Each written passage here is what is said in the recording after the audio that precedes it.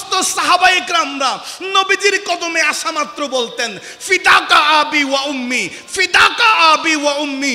আমার কামলিওয়ালা নবী, কুল কায়নাতের বাদশা নবী, হায়াতুন নবী যখন মা ফাতেমার সামনে যেতেন, অথবা মা ফাতেমা যখন আমার নবীর কাছে আসতেন, আমার নবী নূরানি জবানে বলতেন ও ফাতেমা ফিদাকি আবি ওয়া উম্মি, ফিদাকি আবি ওয়া উম্মি। আমি রহমাতুল লিল আলামিন নবীর মা বাবা তুমি ফাতেমার কদমে কুরবান করে দিয়েছি, জুড়ে বলেন। মুস্তাদরিকে হাকিমের মধ্যে একটা হাদিস শরীফ এসেছে, আন ইবনে উমর রাদিয়াল্লাহু তাআলা আনহুমা, হযরত আব্দুল্লাহ ইবনে উমর রাদিয়াল্লাহু তাআলা আনহুমা বর্ণনা করেন, আন্না নবিয়্য সাল্লাল্লাহু আলাইহি ওয়াসাল্লাম কানা ইযা সাফারা কানা আখিরান নাসি আহাদান বিহি ফাতিমা।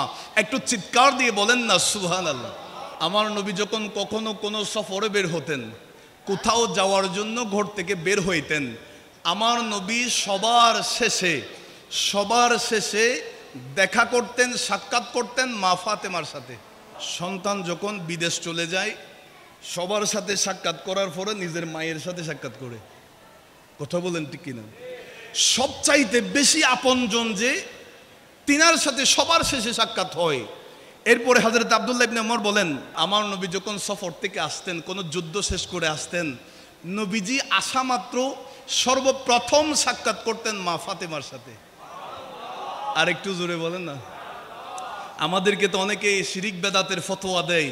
সিদ্দিক আকবর যখন আমার নবীর কদমে আসতেন, বলতেন ফিদাকা আবি ওয়া উম্মি ইয়া রাসূলুল্লাহ।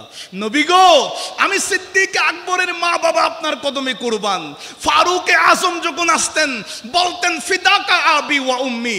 উসমান জিন্নুরাইন বলতেন, মাওলা আলী শেরে খুদা বলতেন, আনাস ইবনে মালিক বলতেন, হযরতে আবু হুরায়রা বলতেন, হযরতে আবু দারদা রাদিয়াল্লাহু তাআলা বলতেন, হযরতে সালমান ফারসি রাদিয়াল্লাহু তাআলা বলতেন।